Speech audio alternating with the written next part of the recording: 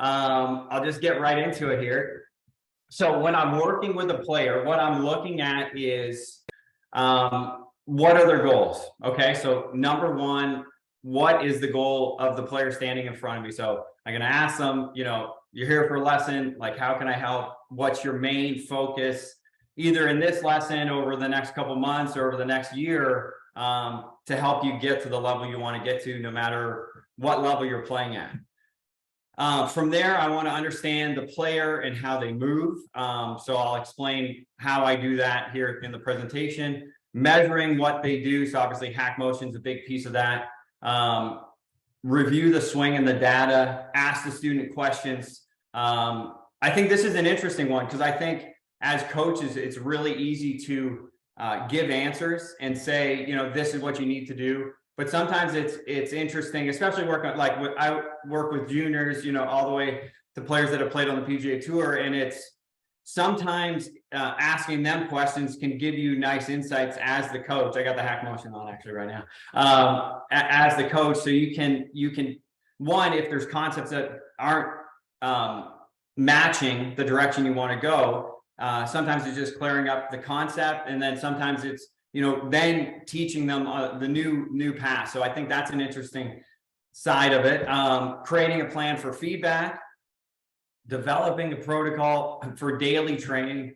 And this is something, because I've worked with juniors for a long time and helped lots of kids get scholarships and sort of seen the process of that. And I think as, I would say more like mid-level, even good players to mid-level, high handicappers, having a daily plan to get better, I think is so important. It's so easy, especially now with so much information, to, I would say, over-consume information, but not really know what you need to stick to get better.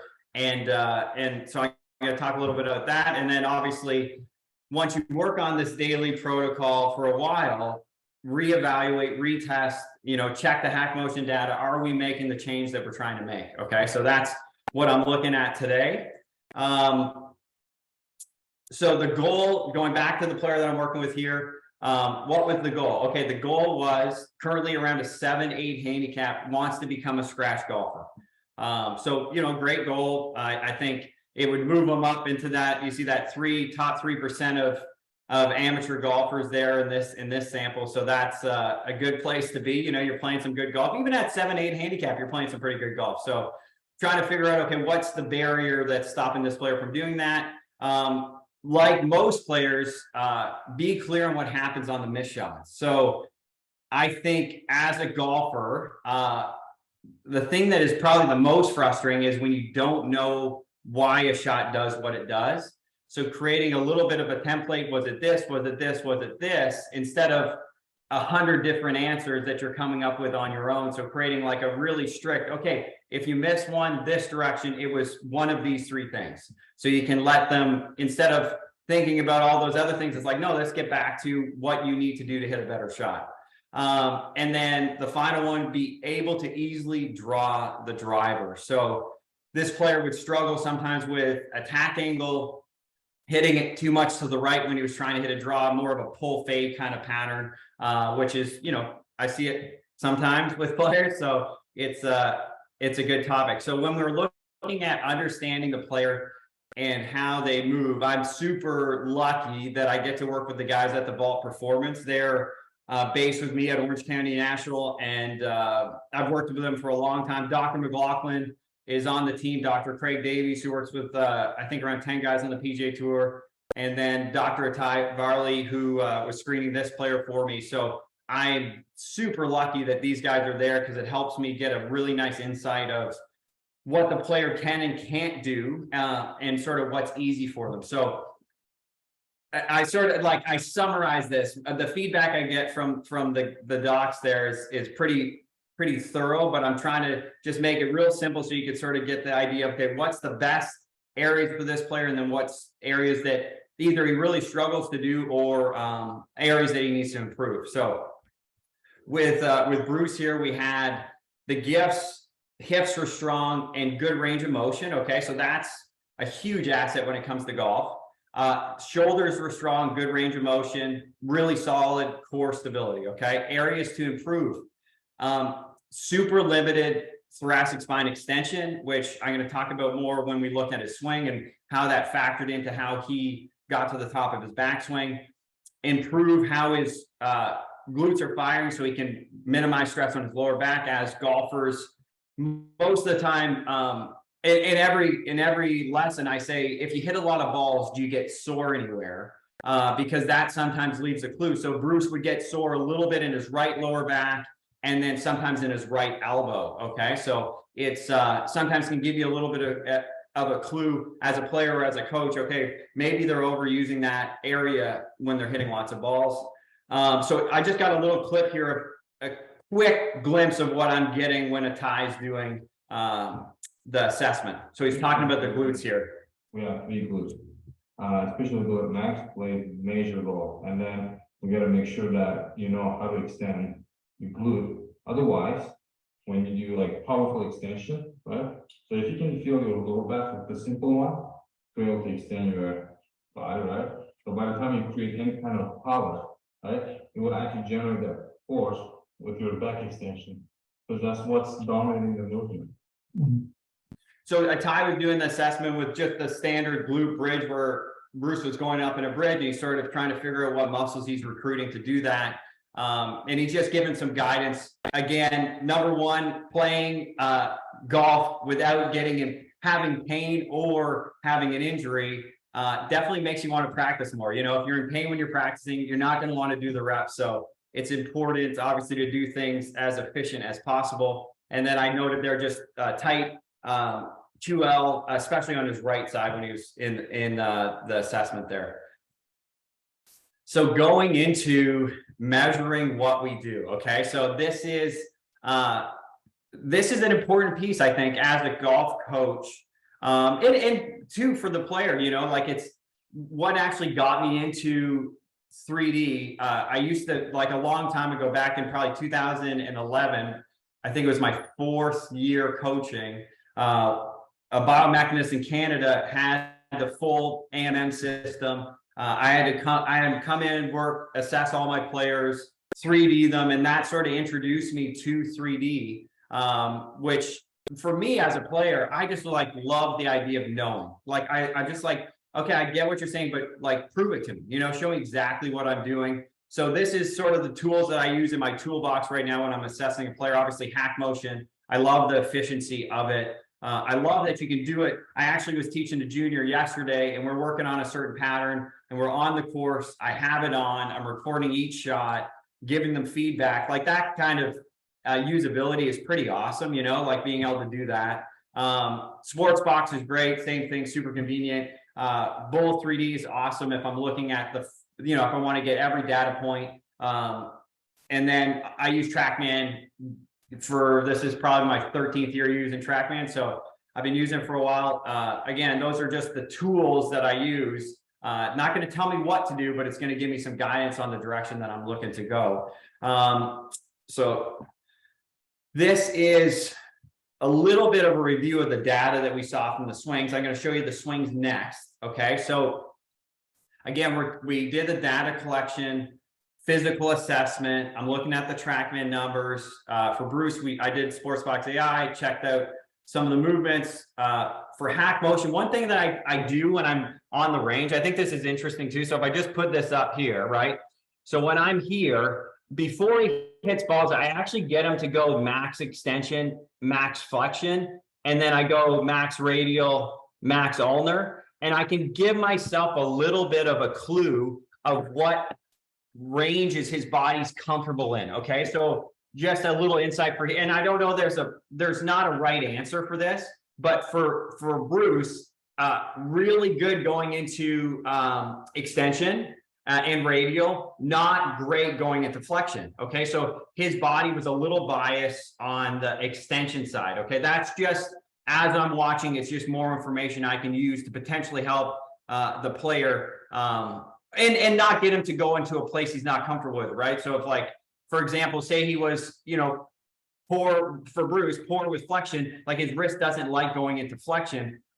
Even if it was the right fix, I mean, there's lots of ways to make adjustment. Even if it's the right fix, I just know that that's not comfortable for his wrist. So if I sort of push him in that direction, there's a chance there could be some injuries or something like that potentially, right? So knowing that just before I go, sorry, I got the guy out here cutting grass. Hopefully it doesn't bother you guys.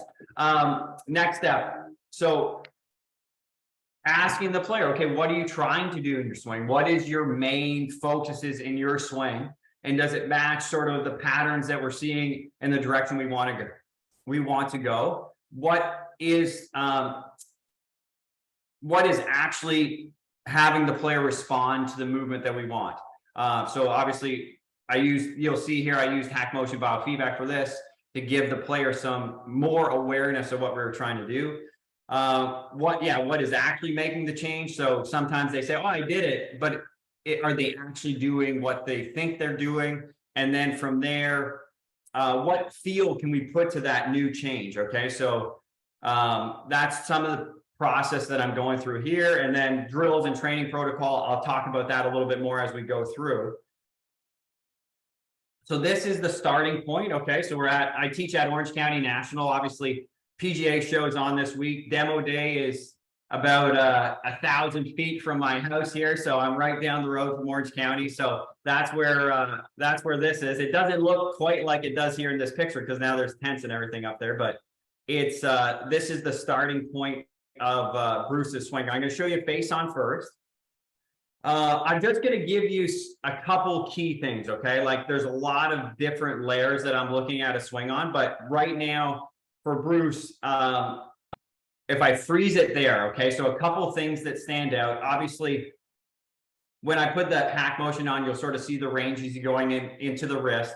From a body standpoint, even though he has good hips, he's not really utilizing that right hip. He's sort of leaning to that left side. He's getting ahead of it. This is where the thoracic extension piece is really important because there's a lot of research out there on lengthening your swing is going to give you more energy, right? So Bruce is trying to lengthen his swing, but since he's hitting his end range of thoracic extension, right? So rotation is going to be side bend with a little bit of that extension, but he doesn't have that capability at this point in time. So when he tries to extend or lengthen his swing, he's doing it through wrist and elbow movement, right? So he's going extra flexion in the right elbow and extra wrist extension and radial deviation. So it's making it, that concept for him was making it a little bit harder to manage his wrist conditions. Okay, so that was a good thing to understand. So for him, it's okay, maybe we're not going to lengthen your swing to get power, even though it is a way to get power. We're going to have to find some other options and utilize some of your gifts a little bit better.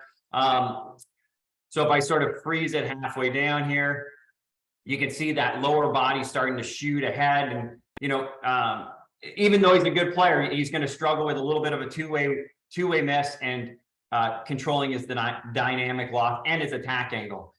So as he's coming down here, you can see the club is going to be pretty vertical, sort of in a steeper position. So that's why that lead hip keeps sliding to make his club come a little bit more from the inside. So if I try to get to the right frame here, just go a little further, just so you guys get a glimpse of what I'm looking at. So in the effort to get the club in a good spot, right, he keeps moving his pelvis, and then that allows the club to get into a functional spot pre-impact. But then if I go into impact here, you can see obviously the release pattern there. It's going to be tough to control launch conditions. It's going to be tough to control low point. It's just going to make it harder, right? So when I'm looking at a player, every shot I'm watching, okay, what level does Bruce need to hit the ball to be a scratch golfer? Okay, so what area is holding him back? If it's a player that's, hey, I want to consistently shoot under par, when I'm watching them hit, okay, what level are we at and what are we seeing in the ball flights? Is it consistent, tight enough pattern, far enough, right? So Bruce is around 105-ish full driver speed. So for a scratch golfer, that's going to be enough speed, right, to get him to the level he wants. So I'm not really, like, speed's in the back of my mind always, but it wasn't the main thing for Bruce because he has enough speed. So now we're looking at controlling that ball flight a little bit better. So reviewing the data, asking the questions. So obviously we talked about that a little bit. the starting point, what was causing the wrist position at the top. So we know it was the lack of that thoracic extension and the idea that he was trying to lengthen his hand path. You can see that would put him outside. This is a great little visual, you know, for the player too. It would put him outside of that wrist extension at the top of the backswing by a lot, right? So he's going to have to do a lot of work, right? We have all these angles. At impact, we don't really have that much angles. So he's going to have to get rid of all that somehow in the downswing. And the way he was doing it, he wasn't really using his gifts, right? He's not using that good hip rotation to drive the swing. So that's a little bit of insight of the direction that we're going to go. Changing the pattern, what are we going to do? Some of the focuses that we did, obviously biofeedback, which I mentioned, and which I'm going to show you here in a second.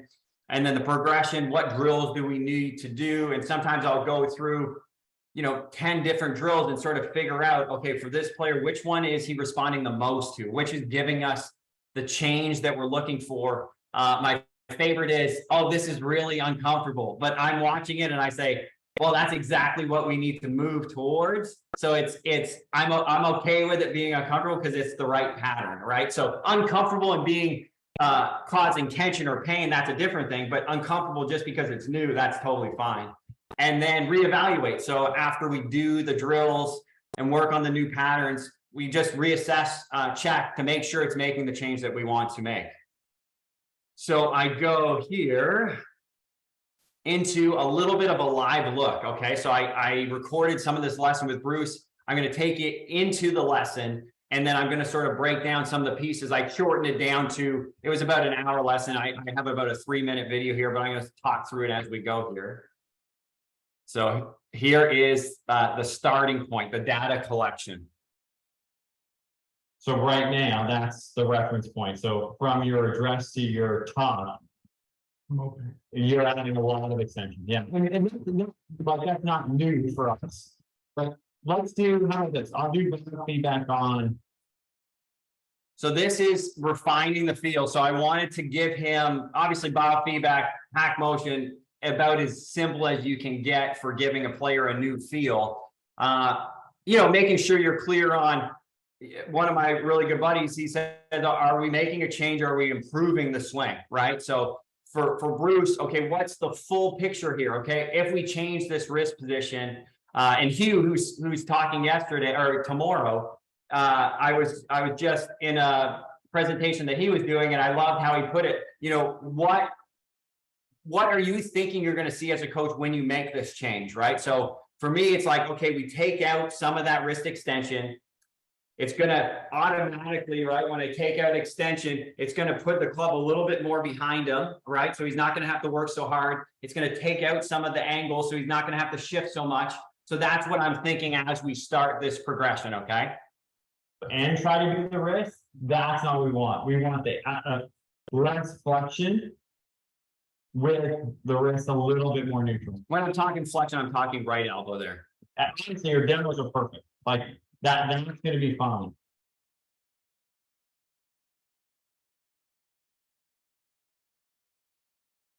So then this is probably my favorite one here, because he just had hit a shot and I just let him know where he was, even though he felt like he did the wrist position we were talking about, he didn't. So I was just giving him a little insight of what it actually was. Brings outside the range. Extended, yeah. But it happens here, Bruce. It doesn't happen here. It's the last move that changes.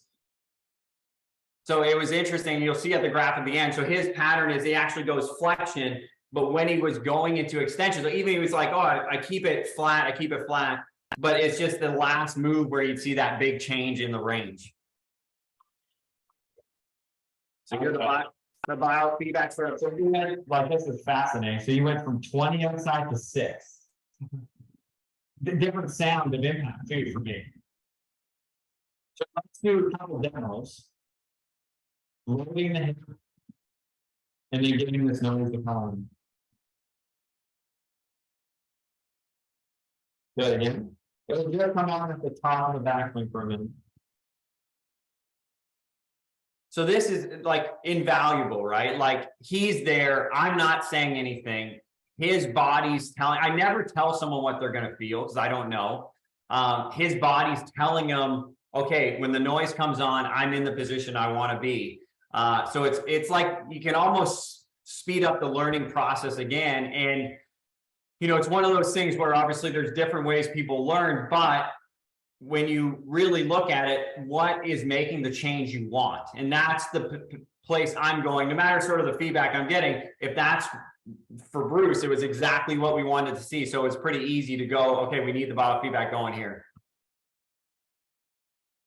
Good, one more.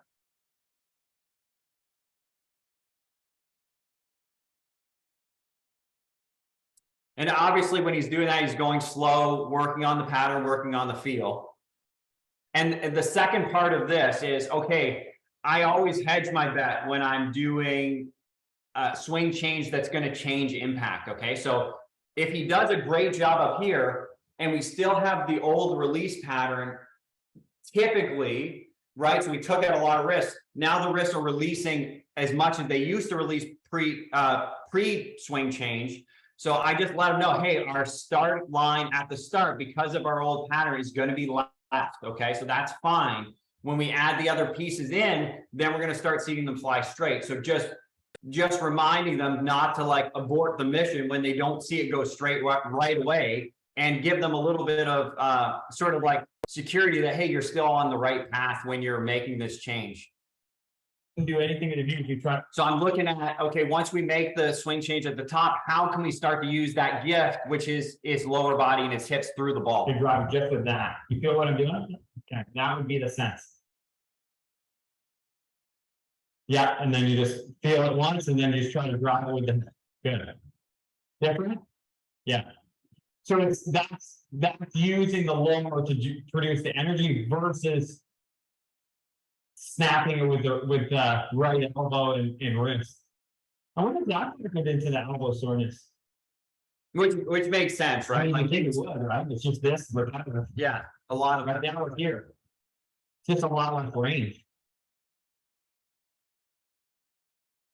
And this is his new feel, no wrist. He's going, That's no it's like no wrist. That's his no wrist swing. Obviously, you can see there's still plenty, but he feels like it's none.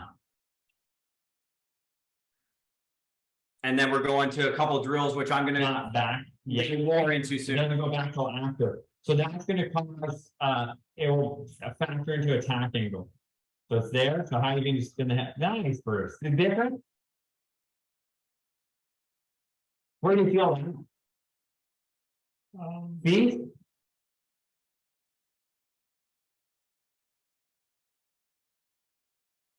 At the wrist and the arm, because we're here, and then we're retraining you to do that, right? Yeah, much more rotation. But we sort of are picking our way through, right? We did low the hip first, and we did improving the wrist and arm position. Now we're starting about through impact the pivot. Yeah.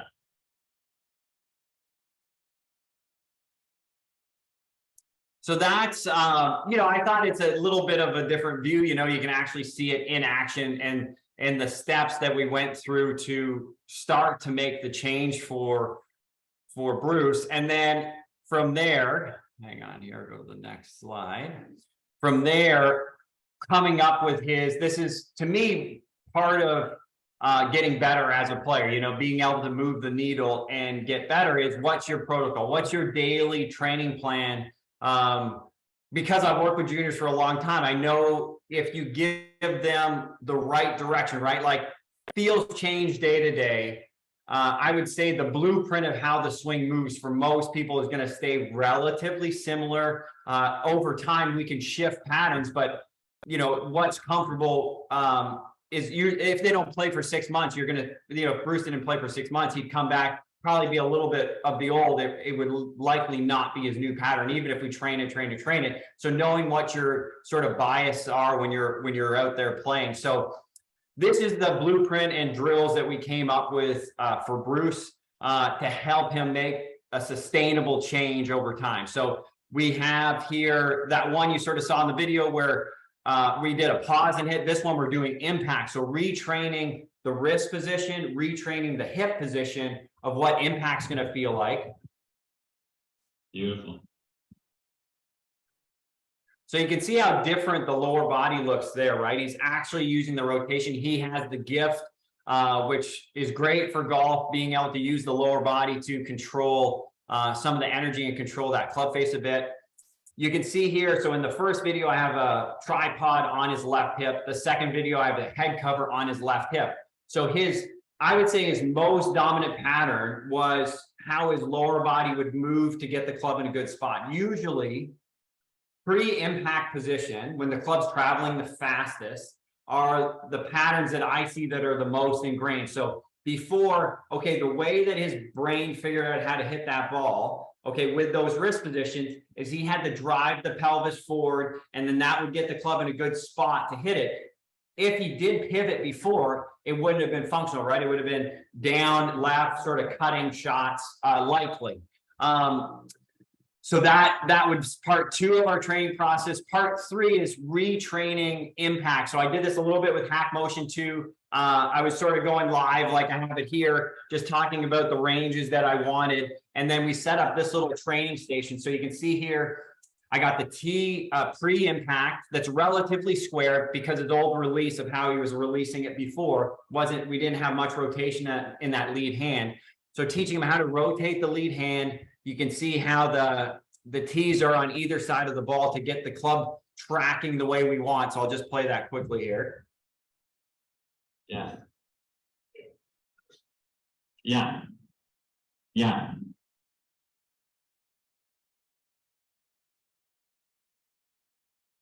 So just every time refining the same pattern. And then you can see here on the right, the biofeedback setup on the wrist. So working in the new pattern, this is sort of what we saw. This is an actual wedge swing here on the left versus obviously the one that he started with there on the right. So a nice, visual, you can tell, okay, he's going to control the flight. He's going to be able to be a little more consistent with that club face now, leading to a higher chance of being successful, which is always what we're trying to do. Here's just a quick video here that was supposed to be not slow-mo, but I'll just keep going along because I got a driver one here for you. So here's the face on driver. This is the after. So you can still see a little bit of lateral motion, but way more pivot. And then this is the down the line.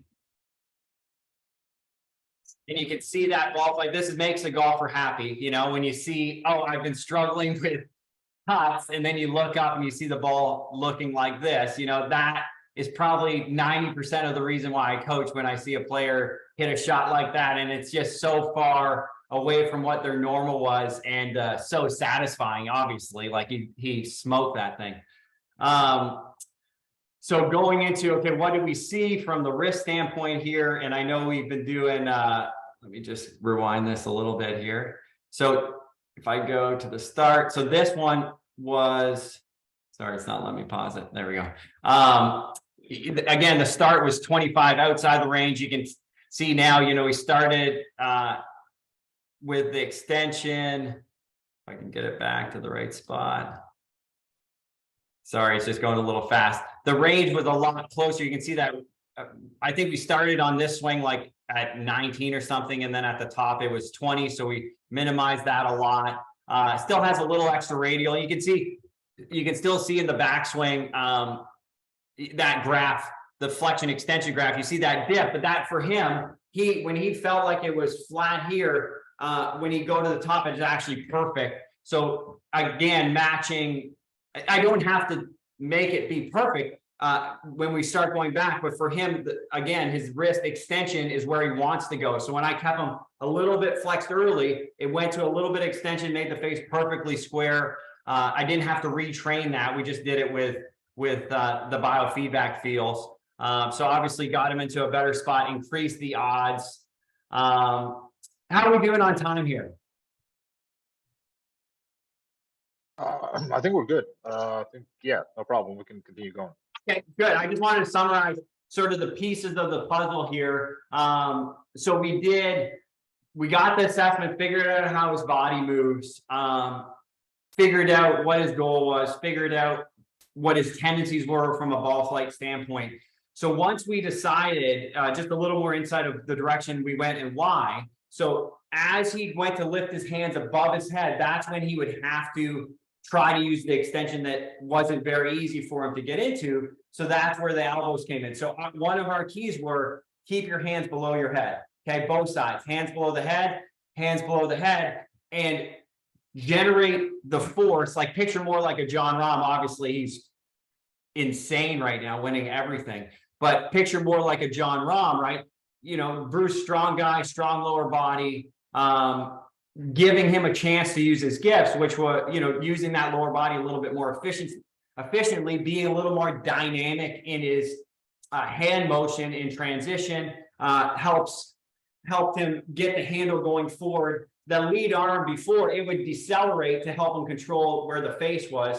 But once we got the wrist in a better spot and started moving his hip, the lead hand could accelerate longer, which obviously you saw that post, you know, when we worked on the drills, when he got the hand position way more in front of his body. And then it was amazing. The second part was actually him feeling like he had to pull the handle up as he hit it. And that kept some of that extension off that lead wrist. So that's a little bit of the clues that we went through to get to that desired ball flight. And it was great because I know when he played the first time, I think he hit like it was like 80% of the fairways, and the ball was drawing out on the course. And obviously that's the true test. Okay, we know we can get it here. What do we see out there? And like I said yesterday, like even playing, like we can throw the hack motion on and see how close he is to the pattern. And then it's just one less thing. Am I doing what I think I'm doing? And I think as a golfer, that's super, super important.